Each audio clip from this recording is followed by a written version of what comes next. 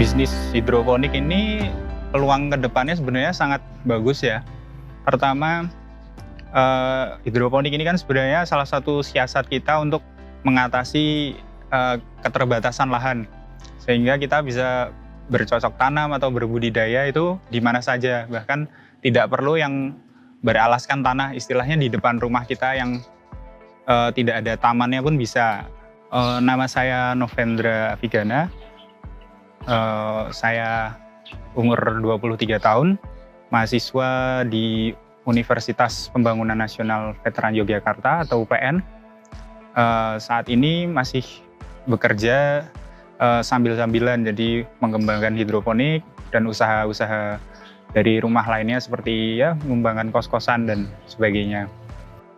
Untuk kebun hidroponik keluarga saya itu ada di Jalan Banteng Utama nomor 38, Sidoarjo, Ngaglik, Sleman, Yogyakarta, yang kami namai DKK. DKK itu sendiri cuman inspirasinya karena ini pekerjaan yang melibatkan kakak adik yang saling kerjasama, jadi DKK itu adik dan kakak gitu.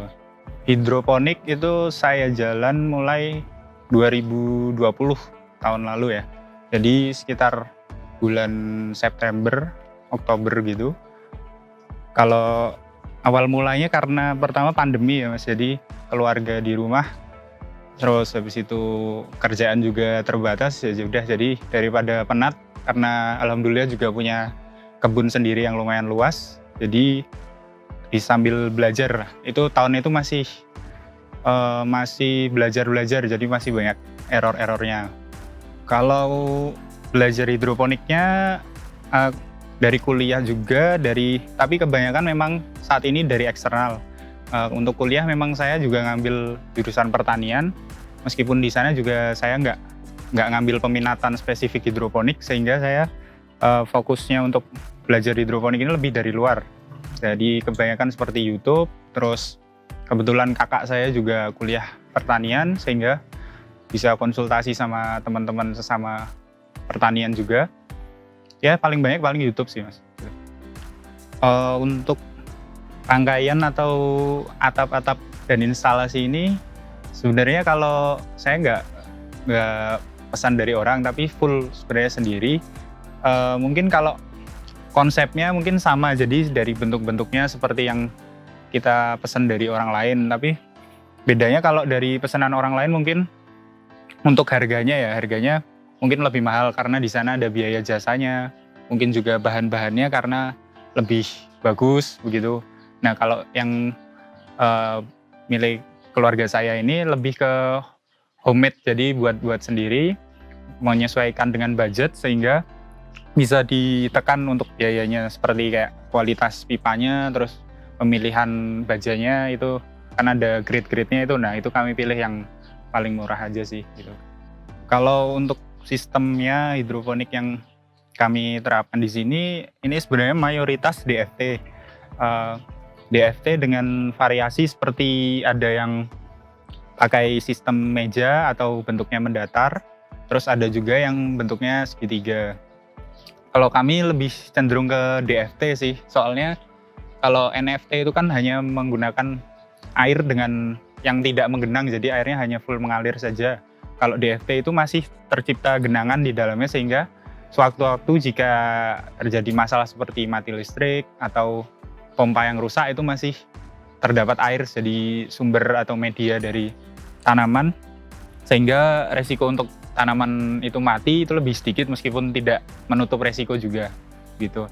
Kalau mungkin bedanya kalau yang meja ini lebih kami terapkan untuk tanaman yang berdaunnya tidak melebar, jadi yang daunnya sempit-sempit begitu, karena di sana untuk jarak tanamnya lebih sempit, jadi mungkin sekitar 20 cm, mungkin paling kecil 15 cm, tapi itu untuk pembibitan saja. Paling kalau rata-rata 20 cm untuk jarak tanam yang sistem meja. Kalau yang segitiga ini lebih ke tanaman yang berdaun besar seperti pakcoy, terus selada seperti itu, supaya dia ada ruang untuk daunnya berkembang dan tidak bersinggungan dengan tanaman lain, jadi jarak tanamnya sekitar 25 cm. Untuk perbedaan sistem menanam dengan hidroponik, dengan sistem menanam konvensional sebenarnya paling utama terletak di medianya ya. Kalau hidroponik itu dari namanya saja kan hidro, yaitu manfaatkan air. Air sendiri yang biasanya kalau di sistem penanaman konvensional itu termasuknya sebagai nutrisi. Nah, sehingga kalau di hidroponik ini air itu digunakan selain sebagai nutrisi tapi sebagai media. Jadi air di sini untuk media melarutkan nutrisi, yaitu nutrisi cair yang kami gunakan di hidroponik begitu. Untuk beberapa penelitian juga kalau dari hidroponik ini keunggulannya mungkin dapat lebih efektif dalam menyerap nutrisi daripada sistem pertanian konvensional, yang dimana air di sini tetap selalu di dalam lingkungan yang terukur dan juga lingkungan yang terbatas sehingga tidak terbuang secara langsung ke alam. Berbeda dengan konvensional yang misalnya kita melakukan pemupukan itu tetap ada resiko jika terkena hujan maka nutrisinya larut ke air.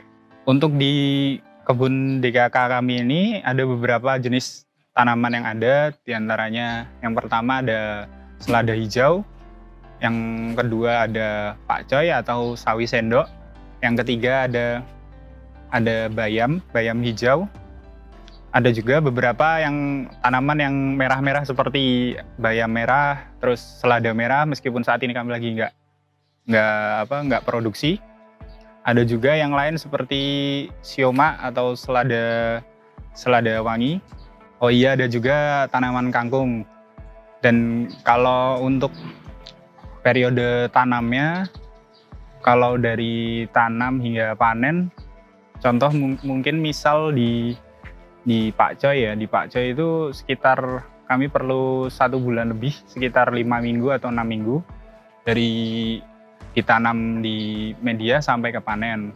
Kalau itu hampir sama berlaku juga di tanaman seperti selada, terus habis itu ada juga sioma begitu. Kemudian kalau bayam lalu kangkung itu lebih cepat untuk tanam dan panennya. Periode tanamnya itu sekitar ya mungkin pas sebulan, 4 minggu atau sedikit lebih cepat, jadi bisa 3 mingguan gitu. Untuk dari pemasaran dari kami, untuk saat ini memang kami memanfaatkan media sosial ya, terutama yang pertama ada WhatsApp, terus kedua juga ada Instagramnya sendiri DKK_menuju_hijau. Itu untuk pemesanan dan lain-lain bisa dari media tersebut. Untuk orang yang ingin membeli sayuran dari kami secara langsung itu bisa langsung datang ke alamat kami di Jalan Banteng Utama nomor 38, Sidoarjo, Ngaglik, Sleman, Yogyakarta. Ataupun kalau untuk pemesanan bisa juga melewati Instagram atau WA tersebut. Kalau untuk prosedur panen ya, yang pertama kita mengamati dulu, jadi tingkat persentase tanaman yang sudah dapat dipanen. Karena untuk hidroponik ini kami lebih menekankan cara untuk sebisa mungkin serempak, jadi panennya tidak bergilir begitu. Untuk yang pertama mungkin langsung mengambil saja dari tanaman yang kita pisahkan dari medianya. Medianya itu berupa pot atau net pot. Tanaman diambil dipanen, yaitu diambil kemudian dipisahkan dari net potnya. Kemudian di dalam net pot itu terdapat juga media berupa rock wool. Rock wool itu kita besertakan karena sudah menempel dengan akar. Kemudian kita ambil lalu kita sortasi menurut ukuran atau pesanan dari pelanggan. Misalnya pelanggan menghendaki 1 ikat untuk ukuran yang relatif sama atau berat yang sama, maka kami kelompokkan dengan cara seperti itu. Atau mungkin juga yang campur, jadi dari besar, sedang, kecil dicampur. Yaitu kemudian kami potong akarnya, lalu kami packing ke dalam plastik. Plastik ini juga sesuai request ya, jadi ada yang misal pakcoy 1 satu rumpun pakcoy itu untuk satu plastik, atau bisa juga langsung dimasukkan ke kantung dengan isi beberapa tanaman sekaligus gitu. Kemudian setelah itu kami timbang, baru nanti kami terapkan harganya gitu. Untuk bisnis hidroponik ini peluang kedepannya sebenarnya sangat bagus ya. Pertama, hidroponik ini kan sebenarnya salah satu siasat kita untuk mengatasi keterbatasan lahan, sehingga kita bisa bercocok tanam atau berbudidaya itu di mana saja, bahkan tidak perlu yang beralaskan tanah, istilahnya di depan rumah kita yang tidak ada tamannya pun bisa. Nah, kedepannya juga hasil dari tanaman hidroponik ini menurut saya lebih sehat juga untuk masyarakat, karena di sini memungkinkan kita untuk melakukan budidaya yang bebas pestisida, bebas fungisida dan racun-racun serangga lainnya, sehingga untuk hasil panennya sendiri itu lebih sehat, lebih aman untuk kita konsumsi daripada tanaman-tanaman konvensional yang menggunakan pestisida. Oke, untuk hama mungkin di hidroponik ini ada beberapa ya, terutama yang suka daun seperti ulat, terus ada juga belalang. Mungkin hamanya masih berupa seperti itu karena jumlahnya pun masih kami bisa handle, istilahnya belum terlalu banyak, sehingga kami pembersihannya masih manual. Jadi kita mengamati satu persatu tanaman yang masih ada hamanya itu kita bersihkan, karena secara berkala tiap pagi sore juga tiap-tiap tanaman itu kami amati gitu.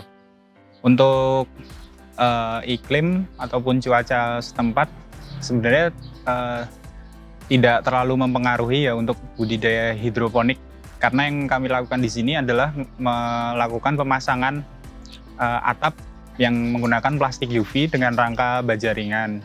Kalau untuk di musim hujan sendiri, sehingga tanaman masih terlindungi dari hujan yang deras dan juga nutrisi tidak secara langsung tercampur dengan air hujan, sehingga kita lebih menghemat biaya untuk isi ulang nutrisi begitu. Kemudian kalau untuk kendalanya mungkin kita harus mencari tempat yang panas untuk tanaman tertentu. Misal saja pakcoy itu menghendaki lokasi yang mendapatkan sinar matahari dalam waktu yang agak lama, sehingga kita tidak boleh mencari tempat yang terlalu teduh begitu. Sehingga kami memilih kebun ini yang lumayan terbuka. Untuk di kebun DKK ini kami juga melakukan penanaman tanaman di media Dutch bucket, yaitu berupa ember-ember yang kami manfaatkan dari kaleng bekas, terus ada kaleng cat bekas, ada juga wadah-wadah plastik bekas, yang ini dimaksudkan untuk menampung air, sehingga prinsipnya adalah mengalirkan air selama 24 jam menuju ke tanaman. Jadi kita mengurangi kegiatan untuk menyiram tanaman begitu ya. Untuk nutrisinya juga itu kami alirkan melalui air, sehingga mirip seperti hidroponik, yaitu melarutkan nutrisi dengan air. Bedanya kalau di Dutch bucket ini lebih tetap menggunakan tanah sebagai media di tanamannya. Kemudian air yang keluar dari media tanam atau yang berlebih itu mengalir lagi ke pipa di bawahnya untuk kembali di ember pompa, kemudian dipompa lagi ke tanaman kembali gitu.